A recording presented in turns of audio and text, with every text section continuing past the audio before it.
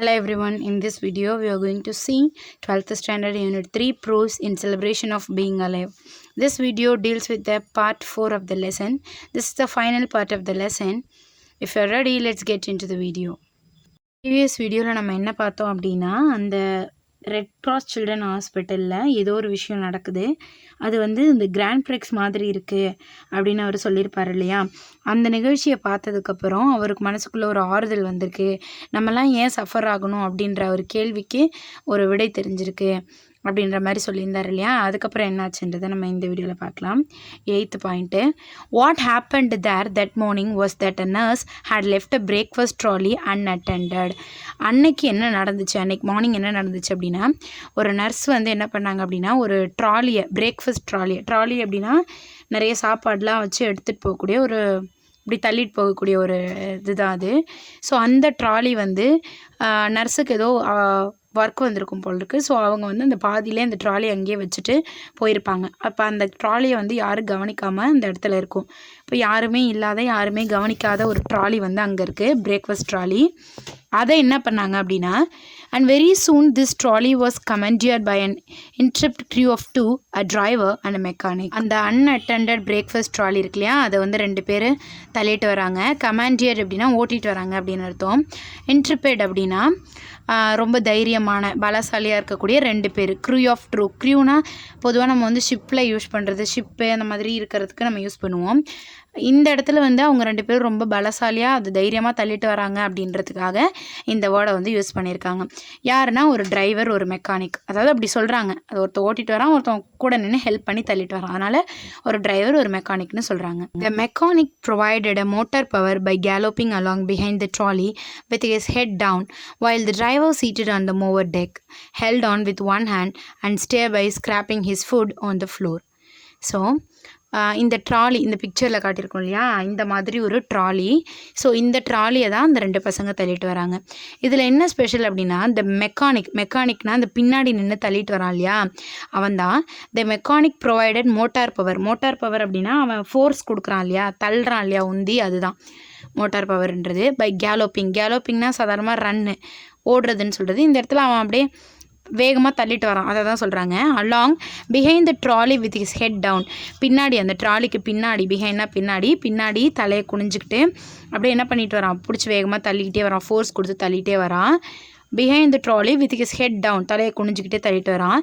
While the driver seated on the mower deck அப்படின்னா இந்த ட்ராலியில் முன்னாடி உட்காந்துருக்கான் பாருங்கள் ஒரு பையன். ஆனால் இந்த பிக்சரில் வந்து ஒருத்தவன் பிளைண்டு, ஒருத்தவன் ஆம், அதை மாற்றி கொடுத்துருக்காங்க. நீங்கள் சும்மா இந்த பையனை மட்டும் இமேஜின் பண்ணிக்கோங்க. ஃபஸ்ட்டில் ஒரு பையன் உட்காந்துருக்கான், பின்னாடி ஒரு பையன் தள்ளுறான். பின்னாடி தள்ளுற பையன் வந்து மெக்கானிக்கு, முன்னாடி உட்காந்துருக்கிற பையன் டிரைவர். முன்னாடி மோவர் டெக் அப்படின்னா இந்த முன்னாடி உட்காந்துருக்கான் பாருங்கள், அந்த இடம் தான். Held on with one hand and steered by scraping his foot on the floor. முன்னாடி உட்காந்துருக்கிற அந்த டிரைவருக்கு வந்து ஒரே ஒரு ஆர்ம் தான் இருக்கும். இங்கே பிக்சர் மாற்றி கொடுத்துருக்காங்கன்னு நினைக்கிறேன். ஸோ முன்னாடி உட்காந்துருக்கிற அந்த டிரைவருக்கு ஒரே ஒரு ஆர்ம் தான் இருக்குது. அதாவது அந்த எல்லோ கலர் ஷர்ட், அவனுக்கு ஒரு ஆர்ம் இருக்குது அப்படின்னு இமேஜின் பண்ணிக்கோங்க. அவன் வந்து என்ன பண்ணிகிட்டு இருக்கான் அப்படின்னா, ஸ்டியரிங் நம்ம ஓட்டுவோம் இல்லையா, ஸ்டியரிங் பிடிச்சிட்டு ஓட்டுவோம்ல, அந்த மாதிரி அவன் வந்து என்ன பண்ணுறான், அவனுக்கு ஒரு கை இருக்கிறதுனால ஒரு காலை வச்சுட்டு இப்படி உந்தி நகர்த்துறான், அப்படியே தரையில் நகர்த்துறான். ஏன்னா இவனும் கொஞ்சம் ஃபோர்ஸ் போடணும்ல, பின்னாடி மெக்கானிக் வந்து தள்ளிட்டு வந்தாலும் இவனுக்கு ஃபோர்ஸ் போடணும் இல்லையா, அதனால இவனும் கொஞ்சம் ஃபோர்ஸ் கொடுக்குறான் அவனுடைய கால்களை வச்சு, அந்த ஒத்த கையை வச்சுக்கிட்டு. The choice of roles was easy because the mechanic was totally blind and the driver had only one arm. இவங்க இப்படி தள்ளிட்டு வராங்க இல்லையா, இந்த முடிவு வந்து சரியானது. ஏன் அப்படின்னா அந்த டிரைவருக்கு ஒரே ஒரு கை தான் இருக்குது, அந்த மெக்கானிக் வந்து டோட்டலி பிளைண்ட். ஸோ அதனால அவங்க எடுத்த முடிவு வந்து ஒரு சரியான முடிவு அப்படின்னு சொல்கிறாங்க. இப்போ அந்த மெக்கானிக்கும் இந்த டிரைவருக்கும் இருக்கிற டிசபிலிட்டி என்ன அப்படின்னா, மெக்கானிக் வந்து பிளைண்டு, பின்னாடி தள்ளிட்டு வரான் இல்லையா, அவன் தான் மெக்கானிக்கு, அவனுக்கு கண்ணு தெரியாது. முன்னாடி உட்காந்து பார்த்துட்டு வரான் இல்லையா, அவனுக்கு வந்து கண்ணு தெரியும், ஆனால் ஒரே ஒரு ஆர்ம் தான் இருக்குது. இப்போ அவனுங்க எடுத்துக்கிட்ட சாய்ஸ் கரெக்டு தானே, ஏன்னா கண்ணு தெரியாமல் அவனால் தள்ள முடியாது. ஸோ அதனால தான் முன்னாடி உள்ளவன் கண்ணு தெரிஞ்சவன் பார்த்து வழி சொல்கிறான், அதை வச்சு பின்னாடி இருக்கிறவன் அவனுக்கு கை இருக்கு இல்லையா, அவன் தள்ளிட்டு வரான். They put on quite a show that day. அன்னைக்கு வந்து அந்த பசங்க அப்படி தள்ளிட்டு வந்தது ஒரே ஒரு வேடிக்கையாக போயிடுச்சு. Judging by the laughter and shout of encouragement from the rest of the patients, it was much better entertainment than anyone puts on at the Indianapolis 500 car race. So அங்கே வந்து இந்த பசங்க இப்படி தள்ளிட்டு போனாங்க இல்லையா, அது வந்து பார்க்குறதுக்கு ரொம்ப வேடிக்கையாக இருந்தது. சுற்றி இருந்த பேஷண்ட் எல்லாருமே ஒரே சிரித்து கொண்டாட்டமாக இருந்துச்சு. அவங்க எல்லாருமே கத்தி அந்த பசங்களை என்கரேஜ் பண்ணாங்க. ஏன்னா ஒருத்தவங்க கை இல்லாமல் தள்ளிட்டு வரான், ஒருத்தவங்க வந்து கண் இல்லாமல் தள்ளிட்டு வரான் இல்லையா. ஸோ எல்லோரும் அவங்க சுற்றி இருக்கிறவங்க எல்லாருமே என்கரேஜ் பண்ணுறாங்க. அது பார்க்குறதுக்கு ரொம்பவே என்டர்டெயின்மெண்ட்டாக ரொம்ப வேடிக்கையாக இருக்குது. ரொம்பவே சந்தோஷமாக ஒரு பொழுதுபோக்காக இருக்குது நல்லா. இந்த பொழுதுபோக்கு வந்து எப்படி இருக்குது அப்படின்னா, இந்தியானா போலீஸ் 500 கார் ரேஸை விட பெட்டராக இருக்குது. இந்தியானா போலீஸ் 500 கார் ரேஸ்னால் அது ஒரு கார் ரேஸு. இங்கே பக்கத்தில் இமேஜில் இருக்குது பாருங்கள், இந்த மாதிரி அதை சுற்றி நின்று எவ்வளோ மக்கள் வேடிக்கை பார்க்குறாங்க, எப்படி ஆரவாரமாக இருக்குது. ஸோ இதை விட அதிகமாக ஆரவாரமாக ரொம்ப சந்தோஷமாக இருந்துச்சு அந்த இடம். அதாவது இந்த வேடிக்கையை விட அது ரொம்ப வேடிக்கையாக இருந்துச்சு அப்படின்றதுக்காக சொல்ல வராங்க. ஏன்னா சுற்றி இருக்கிற மக்கள் எல்லாம் வந்து ரொம்ப அவங்கள கத்தி என்கரேஜ் பண்ணுறது, அவங்கெல்லாம் சிரிச்சுக்கிட்டு வேடிக்கையாக இருக்கிறது, இதெல்லாமே ரொம்ப சந்தோஷமாக இருந்துச்சு. There was a grand finale of scattered plates and silverware before the nurse and ward sister caught up with them, scolded them and put them back to bed. So அந்த இடத்துல தான் ஒரு கிளைமேக்ஸ் வருது. கிராண்ட் ஃபினாலே அப்படின்னா climax என்ன அப்படின்னா, இந்த பசங்க அந்த ட்ராலியை தள்ளிட்டு வரும்போது ஏதோ ஆயிடுச்சு. அதனால் அந்த ட்ராலியில் வச்சுருக்கக்கூடிய சாப்பாடு ஐட்டம்ஸ், ஏன்னா பிரேக்ஃபாஸ்ட் ட்ராலி தானே அது, அந்த பிளேட்டு இதெல்லாம் வச்சுருப்பாங்க இல்லையா, சில்வர் வேர் எல்லாமே வச்சுருப்பாங்க இல்லையா, அது எல்லாமே ஸ்கேட்டர்ட் அப்படியே செதறிடுச்சு. ஸோ அதனால் அந்த நர்ஸும் அங்கே இருக்கக்கூடிய வார்டு சிஸ்டரும் வேகமாக ஓடி வந்து இந்த 2 பசங்களையும் பிடிச்சி திட்டி, ஸ்கோல்டட் தேம், திட்டி அவங்கள திரும்ப பெட்டில் படுக்க வச்சிட்டாங்க. அப்போ இந்த 2 பசங்களும் சேர்ந்து என்ன பண்ணிட்டாங்க அப்படின்னா, அந்த ட்ராலியை வந்து தள்ளிட்டு போகும்போது அது ஏதோ அவங்க விழ வச்சுருப்பாங்க போல இருக்குது. ஸோ அதனால் அந்த பிளேட்டு அதில் இருக்கக்கூடிய அந்த சில்வர் வேர் எல்லாமே வந்து என்ன ஆகுது அப்படின்னா அப்படியே செதறி போய் விழுது. அதனால் அந்த நர்ஸும் சிஸ்டரும் ரொம்ப கடுப்பாகி இவனுங்களை பிடிச்சி திரும்ப திட்டி பெட்டில் போட்டுடுறாங்க. Me tell you about these two. இந்த 2 பசங்களையும் பற்றி நான் உங்ககிட்ட சொல்கிறேன் அப்படின்னு அந்த டாக்டர் கிறிஸ்டியன் பர்னட் சொல்கிறாரு. இந்த mechanic was all of 7 years old. அந்த மெக்கானிக் இருந்தான் இல்லையா, கண்ணு தெரியாதவன், அவனுக்கு வந்து 7 வயசு ஆகுது. One night when his mother and father were drunk. ஒரு நாள் நைட்டு அவங்க அப்பாவும் அம்மாவும் குடிச்சிட்டு his mother throw a lantern at his father, சண்டை போடுறாங்க. அப்போ அவங்களோட அம்மா வந்து ஒரு லேண்டனை, ஒரு அரிக்கன் விளக்கு இருக்கு இல்லையா, அந்த காலத்துலலாம் இருக்கும் இல்லையா ஒரு விளக்கு மாதிரி, ஸோ அந்த விளக்கை தூக்கி அவங்களோட அப்பா மேலே எறிகிறாங்க. Missed and the lantern broke over the child head and shoulders. அந்த விளக்கு தவறி இந்த பையன் மேலே பட்டு அவனோட தலையில் அடித்து அவனோட ஷோல்டர்லலாம் அடித்து அப்படியே எரிஞ்சு விடுது.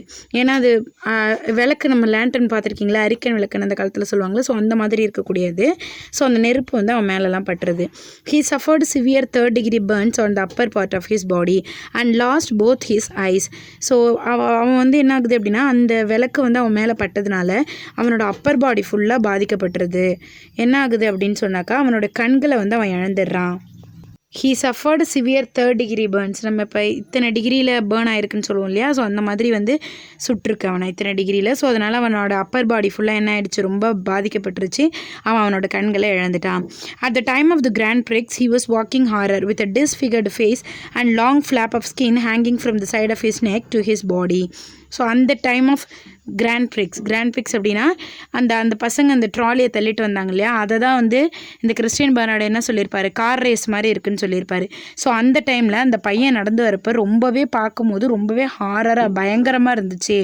வித் அ டிஸ்ஃபிகர்டு அப்படின்னா அப்படியே உருக்குலைஞ்சு போன ஒரு ஃபேஸு, நல்லா இருந்த ஃபேஸு அந்த விளக்கு பட்டதுனால எரிஞ்சு போய், நமக்கு தெரியும் இல்லையா ஒரு ஃபயர் ஆக்சிடெண்ட் ஆனவங்களோட ஃபேஸ் எப்படி இருக்குன்னு பார்க்கவே முடியாது இல்லையா, ரொம்ப உருக்குலைஞ்சு போய் ரொம்ப பார்க்கவே பயங்கரமாக இருக்கும் இல்லையா, அந்த மாதிரியான ஒரு ஃபேஸாக இருக்குது அவனோடது. And long flap of skin hanging around his neck, hanging from the side of his neck to his body. So அவனுடைய நெக்கில் அந்த அப்படியே அந்த தோல் இருக்கு இல்லையா, ஸ்கின்னு, அது அப்படியே ஹேங் ஆகி அப்படியே தொங்கி போய் அப்படியே ஒட்டி போயிருக்கு. நம்ம அப்படியே இமேஜின் பண்ணிக்கணும், ஒரு ஃபயர் ஆக்சிடெண்ட் ஆனவங்களுடைய நெக் வந்து எப்படி இருக்கும் அப்படின்றத இமேஜின் பண்ணிக்கோங்க. ஆஸ் த wound healed around his neck, அவனுடைய கழுத்தை சுற்றியில் இருக்கக்கூடிய அந்த wound புண்ணு வந்து ஆறிடுச்ச காயங்கள். his lower jaw become gripped in a mass of fibrous tissue.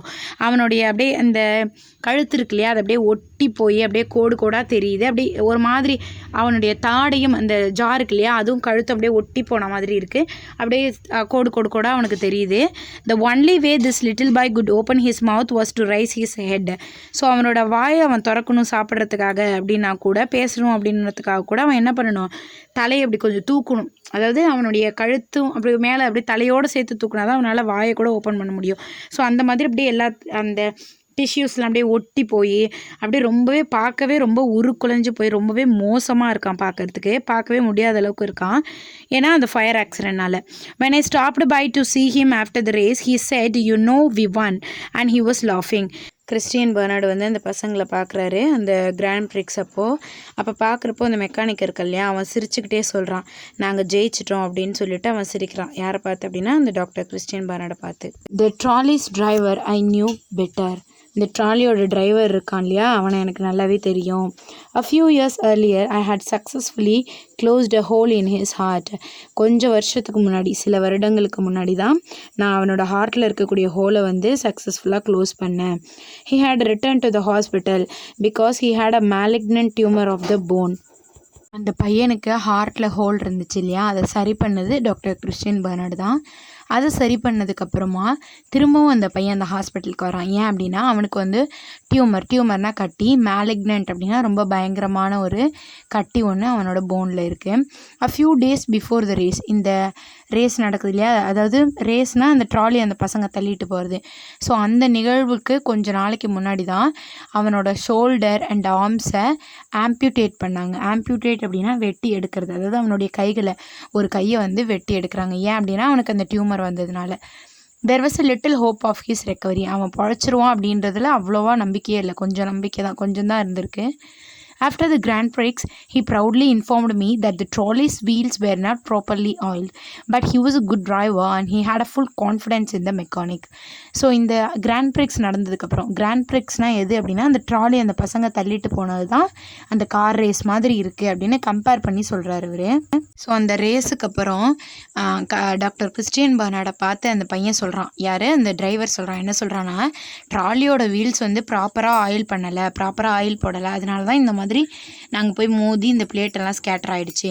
ஆனால் நான் வந்து நல்ல டிரைவர், அது மட்டும் இல்லாமல் எனக்கு மெக்கானிக் மேலே ஃபுல் கான்ஃபிடென்ஸ் இருக்குது, அவனால் முடியும். ஸோ அவன் மேலே நான் ஃபுல் கான்ஃபிடென்ஸ் வச்சுருந்தேன், எங்கள் மேலே தப்பு கிடையாது, நானும் குட் டிரைவர் தான். ஆனால் அந்த ட்ராலியை ஆயில் பண்ணாததுனால, அந்த வீல் ஆயில் பண்ணாததுனால இப்படி இருக்குது அப்படின்னு சொல்கிறான். ரொம்பவே சந்தோஷமாக சொல்கிறான். அந்த பசங்க வந்து அவங்களுக்கு டிசபிலிட்டி இருந்தாலுமே கூட அவங்க எப்படி இருக்காங்க, எல்லாத்தையும் மறந்துட்டு ரொம்ப சந்தோஷமாக, அவங்க வருத்தப்பட்டுட்டு இல்லை, ரொம்ப சந்தோஷமாக 2 பேரும் நல்லா ஜாலியாக என்ஜாய் பண்ணிகிட்டு இருக்காங்க இல்லையா.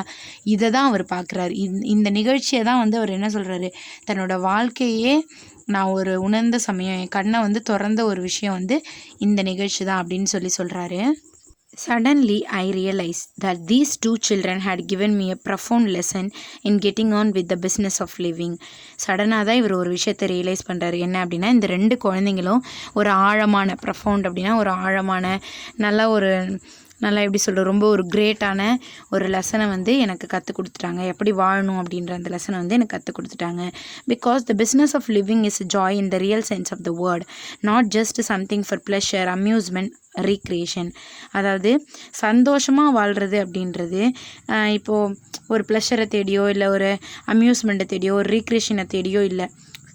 எது நடந்தாலுமே, அதாவது சந்தோஷமாக வாழ்க்கை இருந்துக்கிட்டே இருக்கணும் அப்படின்னு நினச்சி இருக்கிறது வந்து சந்தோஷம் கிடையாது. எது வந்தாலுமே, கஷ்டம் வந்தாலும் கூட அந்த சமயத்துலேயும் நம்ம என்ன பண்ணணும், சந்தோஷமாக இருக்கணும். ஐயோ நமக்கு கஷ்டம் வந்துட்டேன்னு அதை நினச்சி புலம்பக்கூடாது. கஷ்டம் இருந்தாலும் அந்த கஷ்டத்தோடையும் வாழ பழகிக்கிட்டு அதையும் நம்ம சந்தோஷமாக எடுத்துக்கணும், உண்மையான சந்தோஷமாக இருக்கணும். அதாவது சும்மா வந்து நம்ம லைஃப்பில் ஏதாவது இருந்தால் தான் நமக்கு சந்தோஷமாக இருக்கும், அப்படி இருக்கக்கூடாது அப்படின்னு சொல்கிறாரு. ஏன்னா இவர் வந்து ஏன் சஃபரிங் வருதுன்னு ஆரம்பத்தில் புலம்பிக்கிட்டு இருந்தார் இல்லையா. ஸோ ஸ்டார்டிங்கில் சொல்லியிருப்பார் இல்லையா, அதை வந்து அந்த ஒரு கண்ணோட்டத்தை வந்து மாற்றினது யாருன்னா இந்த பசங்க தான். ஏன்னா இவங்களுக்குள்ளே இவ்வளோ ப்ராப்ளம்ஸ் இருந்தாலும் அவங்க அந்த ப்ராப்ளத்தெல்லாம் கண்டுக்காமல் அவங்க பாட்டுக்கு அவங்க நினச்சிருந்தா அவங்க அவ்வளோ சஃபரிங்கை வந்து அனுபவிச்சிருக்காங்க. அவங்க நினச்சிருந்தா என்ன பண்ணியிருக்கலாம், அதை நினச்சி வருத்தப்பட்டுட்டு அழுதுட்டு உட்காந்துருக்கலாம். ஆனால் அதை பற்றி யோசிக்காமல் குழந்தைங்க அவங்க பாட்டுக்கு சந்தோஷமாக விளையாடிக்கிட்டு இருக்காங்க. ஸோ அவங்கக்கிட்டேருந்து இவர் அந்த லெசனை தான் கற்றுக்கிறாரு. The business of living is the celebration of being alive. நம்ம எவ்வளோ கஷ்டம் வந்தாலும் நம்ம உயிரோடு இருக்கோமே அப்படின்றத நினச்சி நம்ம சந்தோஷப்படணும். மூவியில் கூட பார்த்திங்கன்னா ஒரு சாங் இருக்கும், என்ன வேணால் நடக்கட்டும் நான் சந்தோஷமாக இருப்பேன், உயிர் தான் இருக்கே மீதி அப்படின்ற மாதிரி அந்த சாங் வரும். ஸோ அதே தான், நமக்கு எவ்வளோ கஷ்டம் வந்தாலும் நம்ம இன்னும் உயிரோடு இருக்கோம் அப்படிங்கிற அந்த ஒரு நினைப்பே அதுவே நமக்கு ஒரு சந்தோஷம்தான். நான் இன்னும் உயிரோடு இருக்கேன், எனக்கு இன்னும் எதுவும் ஆகலை, எனக்கு கஷ்டம் இருக்குது, மற்றபடி நான் உயிரோடு இருக்கேன் அப்படின்றதே ஒரு செலிப்ரேஷன் தான். இப்போ எதை நினச்சி நம்ம ஃபீல் பண்ணக்கூடாதுன்னு சொல்கிறாரு. I had been looking at suffering from the wrong end. நான் வந்து சஃபரிங்கை வந்து ஒரு தவறான கண்ணோட்டத்தோடு பார்த்துட்டேன். You don't become a better person because you are suffering. நீங்கள் வந்து ஒரு கஷ்டத்தை அனுபவிக்கிறீங்க அப்படின்றதுனால நீங்கள் பெட்டர் பர்சனாக ஆக மாட்டீங்க. But you become a better person because you have experienced suffering. நீங்கள் பெட்டர் பர்சனாக ஆகிறதுனால தான் சஃபரிங்கை வந்து எக்ஸ்பீரியன்ஸ் பண்ணுறீங்க. நீங்கள் வந்து அதாவது சஃபரிங்கை எக்ஸ்பீரியன்ஸ் பண்ணால் உங்களுக்கு ஒரு பெட்டரான ஒரு பர்சனாக நீங்கள் ஆகலாம். we can't appreciate light if we haven't known darkness. அதாவது நம்ம பழமொழி ஒன்று சொல்லுவாங்கள்ல, நிழலோட அருமை வெயிலுக்கு போனால் தான் தெரியும் அப்படின்னு. அதே மாதிரி இப்போ நம்ம வந்து சஃபரிங்கை வந்து அனுபவிச்சாதான் வந்து நம்மளுக்கு வாழ்க்கையோட அருமையும் வந்து நமக்கு தெரியும். ஸோ அதே மாதிரி நம்ம வந்து நம்மளுக்கு இருட்டுனா என்னன்னு தெரியல அப்படின்னா நமக்கு லைட்டோட ஒரு யூஸே நமக்கு தெரியாது, லைட்டோட ஒரு சிறப்பே நமக்கு தெரியாது. அதே மாதிரி nor can we appreciate warmth if we have never suffer cold. So நமக்கு குளிரில் சஃபர் ஆனால் தான் நம்மளுக்கு வார்ம் இதமாக இருக்கிறது எப்படி அப்படின்றது நமக்கு தெரியும். அப்போது ஒரு விஷயம் இருக்குது அப்படின்னா அதை நமக்கு அனுபவிச்சா தான் நமக்கு தெரியும். ஸோ அதை தான் சொல்கிறாங்க. These children showed me that it's not what you have last that important. இந்த சில்ட்ரன் வந்து எனக்கு என்ன கற்றுக் கொடுத்தாங்க அப்படின்னா, நீ எதை இழந்திருக்க அப்படின்றது உனக்கு இம்பார்ட்டன்ட் கிடையாது. What is important is what you have left. இன்னும் உன்கிட்ட எது மீதி இருக்குது அதுதான் வந்து இம்பார்ட்டன்ட். நீ என்ன இழந்திருக்கியோ அது இம்பார்ட்டன்ட் கிடையாது அப்படின்னு சொல்கிறாங்க. இந்த லெசன் வந்து நமக்கு ஒரு இன்ஸ்பைரிங்காகவே இருக்குது. ஏன்னா நம்ம லைஃப்பில் நமக்கு கஷ்டங்கள் வந்துச்சு அப்படின்னா அதை நினச்சி நம்ம சோர்ந்து போகக்கூடாது. எப்போவுமே லைஃப்பை வந்து அது போக்கிலே நம்ம போகணும். அதை வந்து நம்ம அக்செப்ட் பண்ணிக்கணும். சஃபரிங் வந்துருச்சே நம்ம புலம்பிக்கிட்டே இருக்கக்கூடாது அப்படின்ற மாதிரி சொல்லியிருக்காங்க. இந்த லெசன் நமக்கெல்லாம் ஒரு பாடமாக தான் இருக்குது. ஸோ நீங்களும் அதை அக்செப்ட் பண்ணிப்பீங்கன்னு நினைக்கிறேன். நமக்கு ஒரு சஃபரிங் வரும்போது அதை நினச்சி நம்ம வருத்தப்படக்கூடாது. தைரியமாக துணிஞ்சு நின்று அதை அக்செப்ட் பண்ணிக்கிட்டு அது கூட நம்ம வாழ கற்றுக்கணும் அப்படின்ற ஒரு நல்ல லெசன் இந்த ப்ரோஸ் நமக்கு தருது. I will be back with new interesting topic.